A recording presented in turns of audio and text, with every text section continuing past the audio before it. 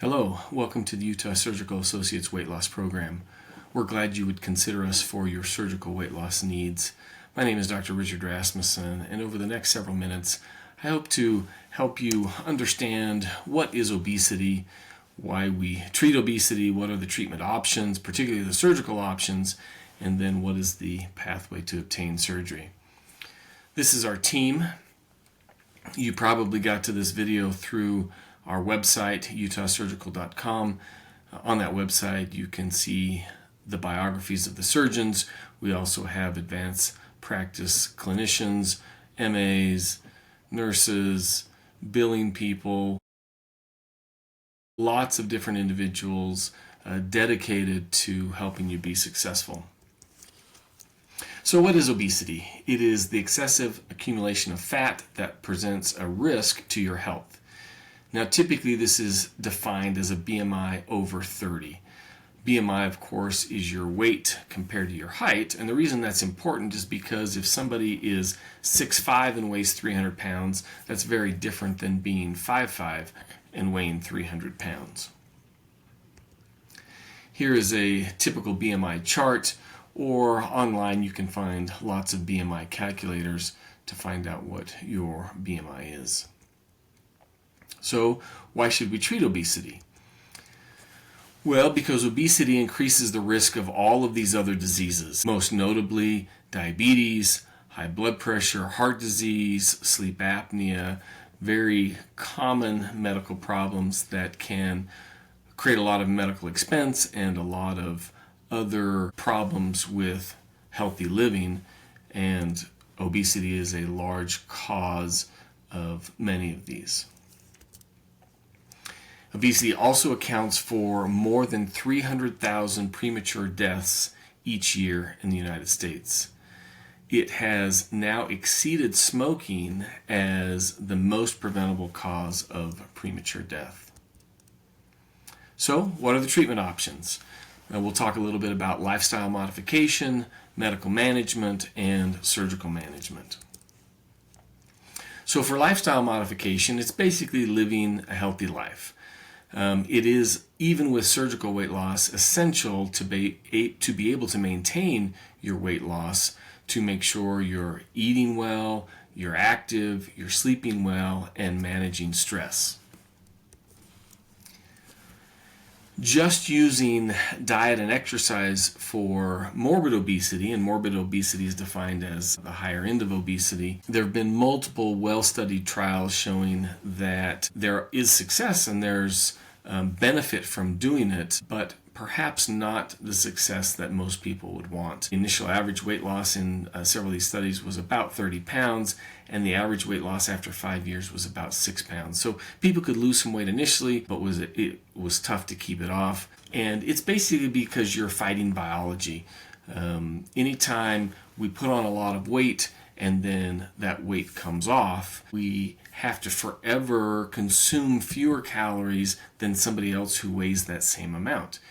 And doing that with a normal sized stomach can be very difficult, so the results of these studies are not surprising. But bottom line is, it's difficult to lose weight and keep it off with diet and exercise alone. Well, what about medications? For a lot of years, we've had medications like Contrave and Qsymia, both combination medications, both approved, like I said, about 10 or so years ago. They result in about 5 to 10% of total body weight lost as their best results. So if somebody weighs 300 pounds, that means you're going to lose somewhere between 15 and 30 pounds. And they do have multiple side effects and contraindications. So really never took off these medications. They're still used and can have some benefit, but not the dramatic effect that we've seen with the GLP-1 medications. You might be familiar with Ozempic, which is the diabetes form. Wegovy is the weight loss form.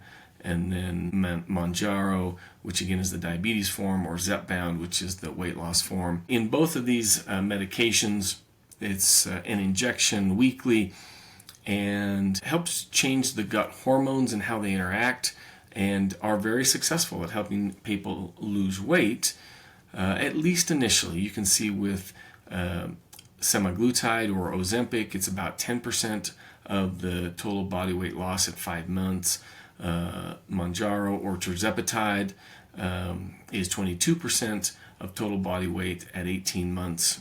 The downsides to these are that they are costly, and then if the medication is stopped, the weight is typically regained, and they do have certain side effects. Some of those can be permanent.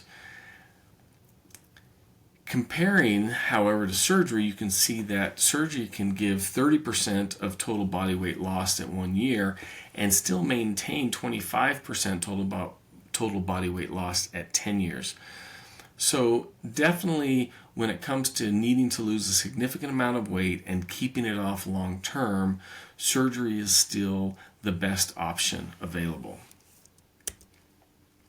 So who qualifies for surgery? Well, currently most insurance companies will use these criteria, that if you have a BMI over 40 without any other comorbidities or weight-related illnesses, or if your BMI is over 35 plus you have some of those weight-related illnesses like diabetes, hypertension, sleep apnea, etc.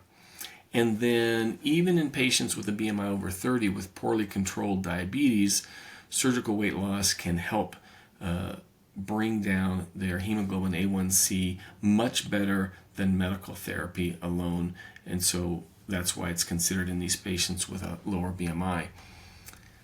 Nationally, there is some push to lower all of these numbers as surgery has become more safe, and we've learned more about the huge benefit that comes from surgery. But currently, these are the numbers that most insurance companies will use. So what are the surgical options? In our practice, there are basically 5 options: a sleeve gastrectomy, a gastric bypass, a single anastomosis duodenal ileostomy with sleeve gastrectomy, or a SADS, and a biliopancreatic diversion with duodenal switch, or a BPD or DS or switch.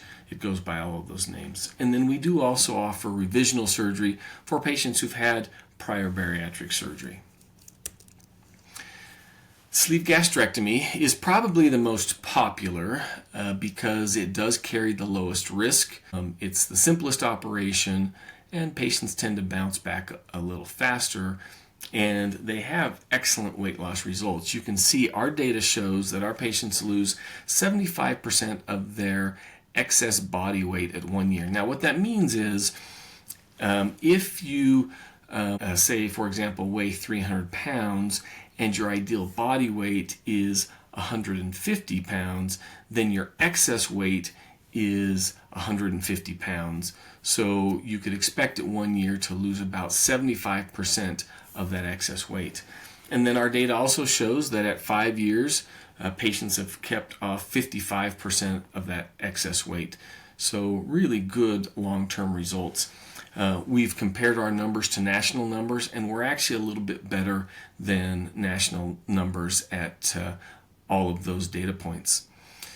Some of the other advantages of a sleeve gastrectomy are that it does not require any intestinal rerouting. From this picture, you can see that basically what we're doing is we're just taking off what's called the greater curve of the stomach, or the more distensible part of the stomach, and just leaving a stomach that looks like a sleeve, which is where it gets its name. So it's just a single tube. There also is not really any significant dumping syndrome or ulcer risk above just kind of the average population. Some of the disadvantages are that it can cause reflux, or it can make reflux worse.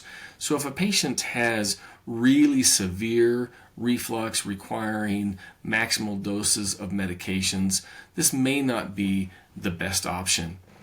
It's not as effective for treatment of type 2 diabetes, particularly in moderate disease. In mild type 2 diabetes, meaning it's a very early diagnosis, it has a very good remission rate, about 75%, but if you compare that to a bypass, which is 90%, it's still not quite as good. So not quite as good in type 2 diabetes. And potentially there's a higher risk of regaining weight because you haven't created some of the metabolic changes that we see in some of these other operations. A gastric bypass is an operation where we take the stomach and make a small gastric pouch. You can see there on this picture in yellow, there's the gastric pouch, and we connect it to the small intestine, which then goes downstream, and then you can see the green limb in this picture brings the bile from the liver, the pancreas juices from the pancreas, and the gastric juices, and all of those join up downstream into the small intestine, and that's where most of the digestion is going to begin. This operation is considered the gold standard. It's been around the longest, it's been the most tested, and it's the operation against which all other operations are measured. At 1 year, patients can expect to lose about 81% of their excess body weight, and at 5 years, they're still maintaining 61% of that excess body weight off. It is technically reversible, although when reversed, usually the stomach doesn't work as well as it did previously. And so I like to tell patients, just consider that it's not reversible, although technically it is. It is very effective for reflux treatment because we make that small gastric pouch, so there's not very much gastric mucosa to produce acid to get up into the esophagus. Also, if anybody has any bile reflux, because of the rerouting, the bile doesn't get up into the esophagus either. So over 90% of patients will be off all of their reflux medications because of how effective this is for treating reflux. And it does have a higher resolution of diabetes, as I mentioned previously, particularly in comparing it to the sleeve gastrectomy. In mild and moderate type 2 diabetes, there's very high long-term resolution rates of the type 2 diabetes. Some of the disadvantages: if you have this anatomy, it is recommended that you not ever take non-steroidal anti-inflammatory medications. Those would be things like ibuprofen, Aleve, because these medications put you at higher risk for an ulcer at that connection between the stomach and the small intestine. That's called a marginal ulcer. Those ulcers also are more likely to happen in anyone who is smoking, so of course we recommend no smoking. And unfortunately, those ulcers can happen even if somebody is not smoking and not using NSAIDs, and may need to be addressed or treated. So that's one of the disadvantages of this anatomy. Also, this anatomy can create something called dumping syndrome, which basically means if you eat simple sugars, then the simple sugar will enter the intestine. You'll get a bunch of fluid which will come in. It will result in typically diarrhea, cramping, flushing, elevated heart rate. Patients who experience this say they never want to experience it again. This anatomy also can put you at a higher risk for a bowel obstruction with something that's called an internal hernia, which just means there's some little openings made between the leaves of the intestine that more intestine can slip through and become blocked. And then, of course, you can develop a stricture or a narrowing where the intestine and stomach are hooked together and where the two parts of the intestine are hooked together. So also potential disadvantages for this procedure. The SADS is a newer procedure. It's been around for several years, but only in the last few years has it been approved by the major bariatric society in the United States and is becoming more popular. It does offer an 80% excess body weight loss, so more weight loss than the other two operations I've mentioned so far. And that is because this operation is designed to create some malabsorption. So you should notice that with this operation, part of it looks like the sleeve gastrectomy. We've taken off the greater curve of the stomach and made the stomach into a sleeve. And then we go down onto the first portion of the small intestine called the duodenum. We divide that and then connect that to a loop of small intestine quite a ways downstream. So it does cause some malabsorption. As mentioned, it is very effective in promoting weight loss and very effective at treating type 2 diabetes. It does not seem to have the dumping syndrome or ulcer risk that a gastric bypass has, and appears to have better long-term weight loss retention. Now I say appears because it is newer and we don't have as long of studies with this procedure as we do with the bypass, but what we do have looks very promising. Some of the disadvantages of the SADS are there's a risk of diarrhea for about 1 in every 500 patients, significant enough that a repeat operation might need to be done. And there's also an increased risk of micronutrient, which means vitamins and minerals, and protein deficiencies. So those need to be monitored very regularly and supplements taken as needed to help decrease that risk. Finally, there is the duodenal switch, which is perhaps the most complicated operation that we offer, but it also does offer the greatest amount of weight loss and a very good diabetes resolution as well. You can see from this picture that again we start with a sleeve gastrectomy. Like the SADS, we divide the duodenum, but different than the SADS, we create a Roux-en-Y configuration of the small intestine rather than a loop connection. So what that does is creates even more malabsorption than does the SADS. And so when we talk about disadvantages, there is an increased risk of diarrhea and micronutrient and protein deficiencies when compared to the SADS because of that. But it is very, very effective in weight loss and particularly recommended for patients who have very high BMIs. And they tend to be a lot more successful with this operation than the other operations. There's no significant dumping syndrome or ulcer risk, and the weight is kept off a lot longer. This operation has been around for a lot of years, has been well studied, but has not been used in a large number of patients simply because of the risks and the fact that it is typically reserved for the patients with the really high BMIs. Revisional surgery basically means reoperating after somebody has already had bariatric surgery. It is possible. It definitely can be higher risk than the initial operation. Patients do need to go through the whole process again to get prepared for the operation, and not everyone is a candidate for revision. So if you fall in that category, please come in and talk to us and we can help guide you through that. So what are the possible complications? Well, early complications can be things like dehydration or excessive nausea or vomiting. Sometimes we need to have patients receive IV fluids to help them through that early time period. There's a low risk of bleeding, a low risk of infection, a low risk of leak, and what that means is anywhere that we staple across or make a connection with the stomach or the intestine, there's a chance that those staples could fail, that area could open up, and you get a leak of the intragastric or the contents within the intestine coming out into the abdomen and causing a very severe infection. Blood clots in the legs, and that can travel to the lungs. Again, very low risk of that, and we do treat aggressively with blood thinners in patients who are high risk.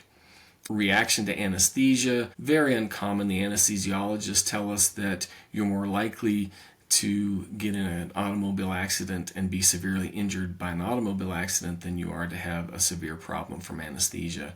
And then death is again a very low complication, although not zero, and would be higher in patients who of course have more medical problems to begin with. Some of the late complications can be gallstone formation. Happens in about 8% of patients by 2 years. Hernias at the incisions. All of these operations we do minimally invasively, which means with very small incisions, and we do them either robotically or laparoscopically. And in that situation, the risk of hernia is less than 1%. If we ever need to make a large incision, that hernia risk increases. And then decreased bone density. We are strong advocates of taking supplements of calcium and vitamin D and using physical activity and resistance exercises to help build up and maintain bone density. So the bottom line is bariatric surgery is as safe or safer than some of the most commonly performed surgeries in America, including gallbladder surgery, appendectomy, and knee replacement. So what is life like afterwards? Well, you need to plan on taking nutritional supplements for the rest of your life. You need to plan on focusing on protein intake. Protein is the one macronutrient that our bodies cannot create, and so we have to get it from our diet. Of course, following healthy eating habits lifelong, including physical activity, and then maintaining your follow-up care. We are here as an organization to help you be successful long term, and as you come in and visit with us, we can help guide you through whatever bumps you might encounter along the way.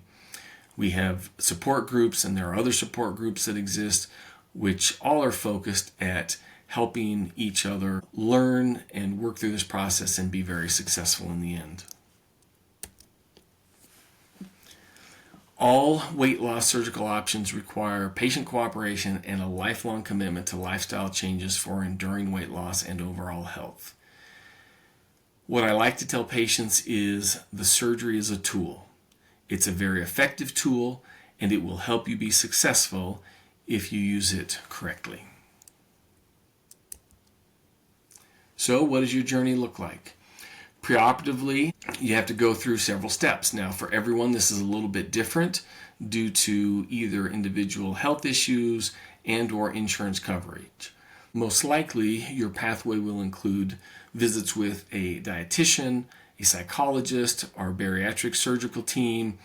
You'll get some blood work done. You'll have an upper endoscopy. You might need a sleep study. You might need clearance from a cardiologist or a pulmonologist or a nephrologist, any of those specialties depending on what diseases you have. The preoperative pathway can take quite a bit of time. It can take around 3 to 6 months depending on how many of these things you need to get done. But it is a very important pathway and will help you learn a lot and be prepared for the operation and for your life after surgery. So, in summary, bariatric operations are currently the best long-term option for sustained weight loss and correction of weight-related health problems. Multidisciplinary pathways improve preparation and long-term results. That's why we have you go through so much of that. And a lifelong commitment is essential to be successful long-term. Thank you for your time with us today. We look forward to seeing you in the office.